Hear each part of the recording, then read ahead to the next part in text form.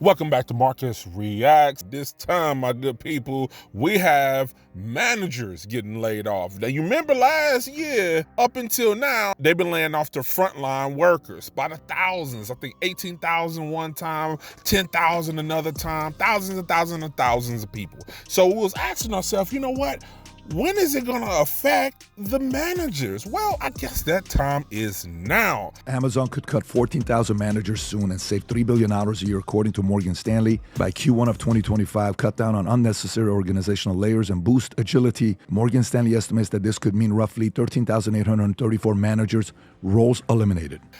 They just announced laying off 14,000 manager positions. You remember a little while back, they was asking remote workers to come back into the office or you're gone. Amazon workers aren't happy about a full-time return to the office. One writing, life is too short to spend it commuting 5 days a week.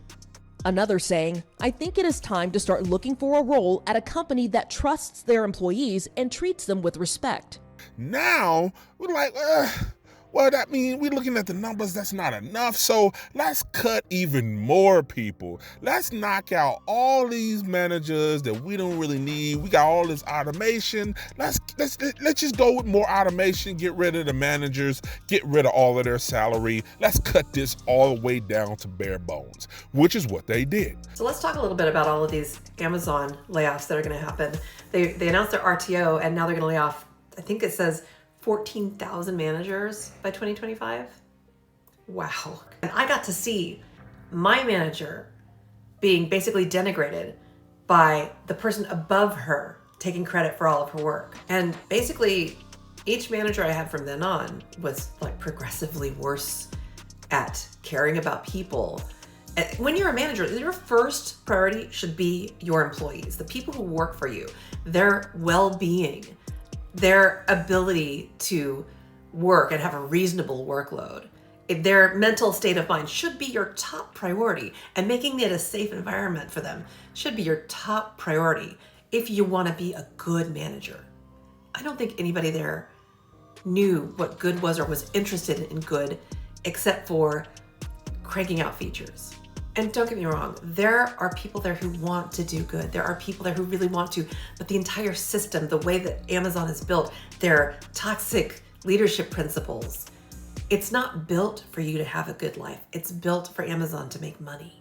Well, I mean, we don't even know if this is going to be the end of it. This probably not going to be the end of it. Amazon and Jeff Bezos did acknowledge that they overhired due to the whole pandemic boom. Everybody was at home, buying stuff, ordering stuff, the pandemic, all of that. So they boomed. So they scaled up to try to anticipate that. But guess what? That was transitory. That was temporary. That is not going to hold, which is what they're discovering now.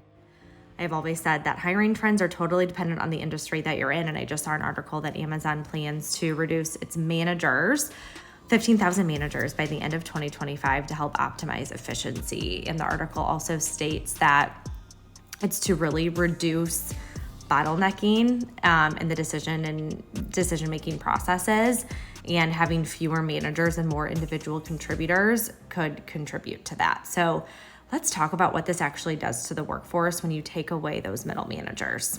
I've spent a lot of years in leadership development and HR and recruitment. And when you cut those middle managers out, there's no longer a buffer between individual contributors and senior level leaders. And those senior level leaders are the ones that are influencing decisions and overseeing the strategy. They're not the ones doing the work.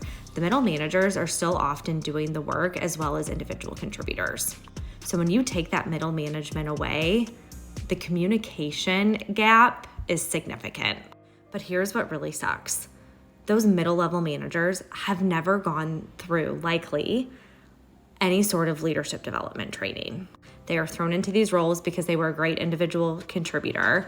They said that they wanted to get promoted. They did it. And then they were just thrown into the fire of not only having to do their day-to-day job, but then also manage a team underneath them. And when you're not given the right tools to succeed, there's a breakdown in communication. Individual contributors are pissed at their manager, so they leave. Turnover increases.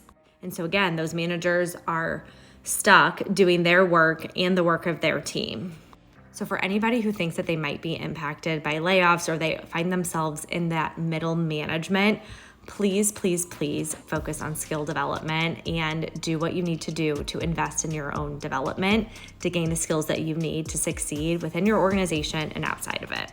You'll never regret an investment in yourself. All of that extra hiring, all of them extra warehouses they open, all of them people that they got pushing out with the Amazon Prime and all that, now they come to the conclusion that it's unsustainable and they got to cut costs. Here we are. So what do you guys make of this? Is this just more and more layoffs? I mean, Amazon is already terrible to their employees, terrible with the benefits, no union, no nothing. It's not that surprising with a company like Amazon with their turnover rate so high. Put your comments below. Let's talk about it. This is Marcus Reacts, and I'll talk to you soon.